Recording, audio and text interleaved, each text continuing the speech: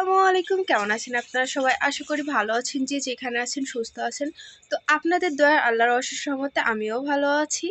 তো আলহামদুলিল্লাহ, দেখতে দেখতে হচ্ছে আমার ইউটিউব জগতে মানে আমার ইউটিউবের জার্নিটা আজকে 1 বছরে পূর্ণতা পেল। আজকে হচ্ছে আমার ইউটিউবের ফার্স্ট ভিডিও আজকের দিনটাতে আমি দিয়েছিলাম। এই আজকের দিন থেকে আমার ইউটিউব জগতে আসা আর কি। আর এই দিন থেকে আপনাদের ভালোবাসা পাচ্ছি, আপনাদের সঙ্গে আছি। আপনিও আমাদের সঙ্গে মানে আপনারাও আমার সঙ্গে আছেন আর কি। তো আপনাদের ভালোবাসার আপনাদের সাপোর্টে কিন্তু আজকে 1 বছরে আমি এত দূর চলে আসছি।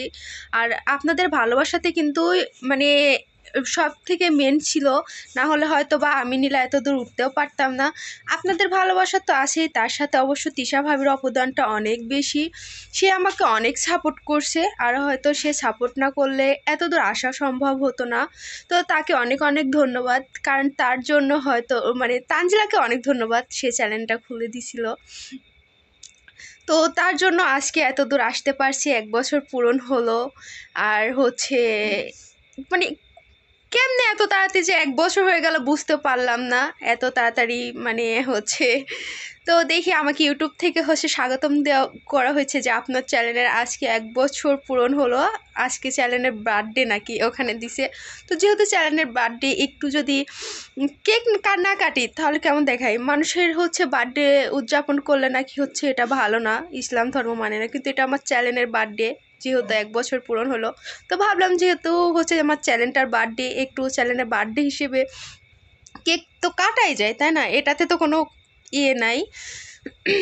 তো আপনারা অবশ্যই আমার জন্য দোয়া করবেন। আপনাদের এই 1 বছর যেমন সাপোর্ট ভালোবাসা পাইছি, অবশ্যই আরও দিনগুলোতে যেন আপনাদের সাপোর্ট ভালোবাসা আমি পাই। আর আমার নাকের এই নথটা আমার ছোটো বোন আমাকে গিফট করছে। তো এটা কিন্তু আমার অনেক ভালো লাগছে, এই জন্য আমি নাকে দিছি, দেখেন। আর এটাতে কিন্তু আমাকে অনেক সুন্দর লাগছে। তো আমি বড় বোন হয়ে যেখানে আমার ছোটো বোনকে আর গিফট করব, সেখান থেকে আমার ছোটো বোন আমাকে গিফট করছে। তো আলহামদুলিল্লাহ, গিফট ছোট হোক আর বড় হোক, এটা অনেক সুন্দর। আর যেহেতু গোল্ডের, নিশিকে অনেক অনেক ধন্যবাদ যে আমাকে এত সুন্দর একটা নথ গিফট করার জন্য। আর মাঝে মধ্যে গিফট পাইতে ভালোই লাগে। হয়তো সেরকম কেউ নাই আমাকে গিফট করার মতো এখন। আমার বোন তো আমাকে খুশি করার জন্য কিছু একটা গিফট করছে, এটাই অনেক যথেষ্ট। আর অবশ্যই আমার ফ্যামিলি, আমার বোন, সবার জন্য দোয়া করবেন আপনারা। আর আপনাদের জন্য আমি দোয়া করব। আর আপনাদের ভালোবাসায় আমি কিন্তু আজকে এত দূর আসতে পারছি, এজন্য আপনাদেরকে সবাইকে অনেক অনেক ধন্যবাদ যে আমাকে এতদিন সাপোর্ট করার জন্য। আমার চ্যানেলের বার্থডে উদযাপন করার জন্য আমি একটা কেক আনছিলাম। এটা আমাদের ঈশ্বরদীর আর্টিস্ট থেকে। আর আমার বাবাকে এমনি কেকের ফুলটা তুলে নিল, দেখছেন? মানে বিলার বাচ্চারা বিলার মতন করে সে টুকুস করে উঠে নিছে। যাই হোক, ও কেকটার জন্য অনেকক্ষণ ধরে অপেক্ষা করতেছিল। আর এখন এই কেকটা আমার চ্যানেলের বার্থডে উপলক্ষে আমি কাটবো। সে আমাকে বলতেছিল তাকে ওখান থেকে আমি দিচ্ছি না কেন। সে অনেক খাইতেছিল। আর এটা সন্ধ্যার সময়, যেহেতু শীতের মধ্যে সবাই লেপের মধ্যে আছে, তো আমি লেপের উপরে বসে বসে কেকটা কাটছি, এজন্য আর কি ফুলটা ভিডিও করা হয় নাই। আর আমার নিহান কেকটা দেখে অনেক খুশি ছিল, মানে সে আগেই হাপলা দিচ্ছে খাওয়ার জন্য।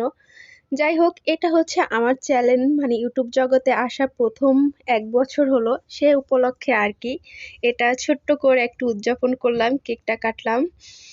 যাই হোক, কেউ এটা নেগেটিভ ভাবে নেবেন না, এটা আমি একটু খুশি হয়ে করলাম আর কি। সবাই মিলে, যেহেতু বাসায় সবাই আছি, আমার বাসাটা এখন পরিপূর্ণভাবেই আছে। আমি আগেই বলছিলাম যে আমার মানে ননদের ছেলের সুনত। তো শুধু ওটা যে ননদের ছেলের সুনত তা না, এটা আমার বড় চাচার নাতনিরও গোসলের অনুষ্ঠান ছিল। তো সেদিন আমরা দাওয়াত খাইতে যাই, কি কি খেলাম এটা আপনাদের সঙ্গে শেয়ার করা হয়েছিল না। তো ভাবলাম আজকে এটা আপনাদের সঙ্গে শেয়ার করে দিই। তো এখানে আমার আম্মু, আমার চাচি, আমার আটোমা, সবাই মিলে আমরা যাইতেছিলাম আর কি দাওয়াত খাইতে যাওয়া, খাইতে যাওয়ার দিন। আর আগের দিন গায়ে হলুদের অনুষ্ঠানের এটা তো আপনাদের সঙ্গে শেয়ার করাই হয়েছে যে গায়ে হলুদের প্রোগ্রামে কি কি করা হলো আর কি। তো এখানে যেহেতু 1200-1300 লোকের আয়োজন করা হয়েছিল, তো অনেক বড় প্যান্ডেল করা হয়েছিল। তো এখানে আমরা মানে কোথায় বসবো এটা দেখা, মানে বসার জায়গা খুঁজতেছিলাম।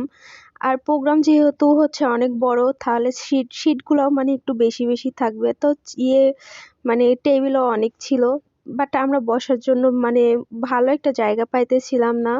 পরে হচ্ছে দেখি আমার ছোট মা মানে আমার নিজের চাচি হচ্ছে কার একটা টেবিলের কাছে যায় আমাদেরকে ডাকতেছিল। তো আমরা হচ্ছে এখন ওখানে বসতে যাওয়ার জন্য যাচ্ছিলাম। তো আমার আগে আমার চাচি ছিল, তারপর আমি, তারপর আম্মু ছিল আর কি। তো দেখি মার্জিয়া চেয়ার ধরে দাঁড়ায় আছে। তারপর আমি, আম্মু, আমার হচ্ছে আটো মা, ছোট মা সবাই বসে পড়ি। আর যেহেতু আমার আব্বুরা 8 ভাই, তাই আমরা ডাকি আটো মা, ছোট মা। তো আমাকে অনেকক্ষণ প্লেট দিয়ে যাওয়া হয়েছে, বাট খাইতে দেয় না। এই খাওয়ারের জন্য তো বসে থাকাও কিন্তু একটা ধৈর্যের বিষয়। পরে পোলাও ভাত আর হচ্ছে ঘাটি ডাউল দিয়ে যাওয়া হয়। গ্রামের বাসায় মানে গ্রামে কোনো অনুষ্ঠানে কিন্তু ঘাটি ডাউলটা থাকবেই। আর এই ঘাটি ডাউলটা না আমার অনেক মজা লাগে, মানে এতটা মজা লাগে যেটা বলার মতো না। তারপর অনেকক্ষণ পরে এসে একটা রোস্টের পিস দিয়ে গেল, আর রোস্টটা এত পরিমাণের মিষ্টি ছিল যা বলার মতো না। পরে অনেক চাচাদের কাছে হচ্ছে কটকটি ভাজা পাওয়া যায়, তো আমার নাফিজ আজকে কটকটি বানাইতেছে। দেখেন, আগে তেল আর লবণ দিয়ে মাখাই নিছিল, তারপর একটু পানি দিয়ে হচ্ছে অল্প করে পানি দিয়ে শক্ত শক্ত করে হচ্ছে ভর্তা করতে মানে আটা ছেনে নিচ্ছে আর কি। কালো জিরে দিল না, এ হয় কালো জিরা দিলেন একটু। তারপর এটা হচ্ছে সুন্দর করে একটু শক্ত শক্ত করে মাখায় রেখে দিবে ঢেকে।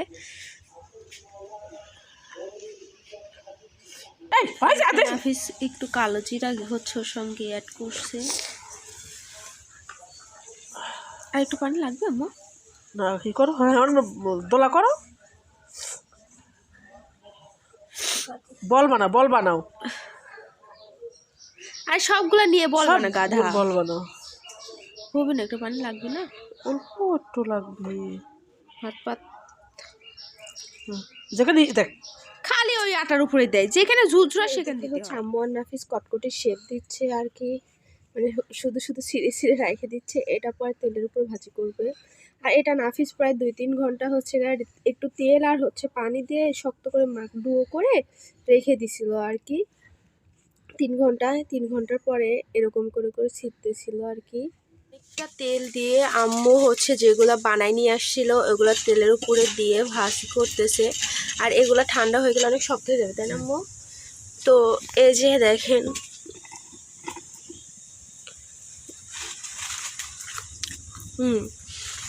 লবণ কম হয়েছে। আমি মশলা দিলে ঠিক হয়ে যাবে না। এই এর তো